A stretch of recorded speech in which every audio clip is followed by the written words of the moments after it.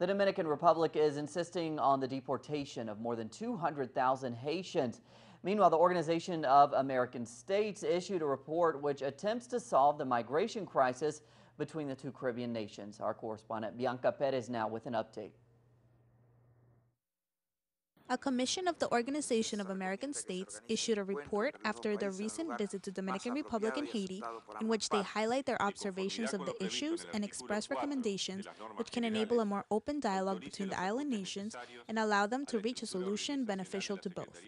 According to what was expressed by both parties, there is a willingness of the countries to renew, under certain conditions, mutual dialogue and to establish mechanisms and resolutions to the migration dispute in short and long term.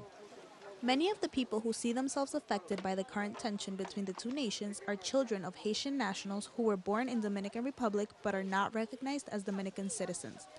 After a constitutional change stripped more than 200,000 of these people of their citizenship, the Dominican government restored citizenship to 55,000, but required them to register as foreigners, which many argue is a violation of their human rights. They can register to a regularization plan as a foreigner, but precisely this is something that we denounced before the Inter-American Court of Human Rights, that even if the procedure lasted 1 day, the fact that you are obliged to register in a naturalization procedure, if you're a national of that country, that violates your right to a nationality.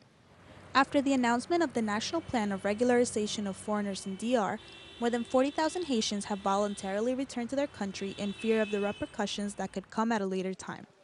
The government of Haiti worries about the thousands who remain and would be affected by a decision to repatriate, and ask for the process to be conducted in an appropriate manner.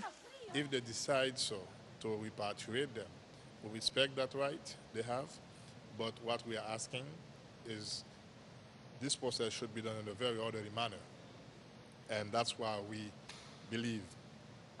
In the assembly, the representatives of Venezuela, Colombia, and Mexico expressed their support for open dialogue between the two nations that would eventually lead to long-lasting solutions. Bianca Perez, Telesur, Washington, D.C.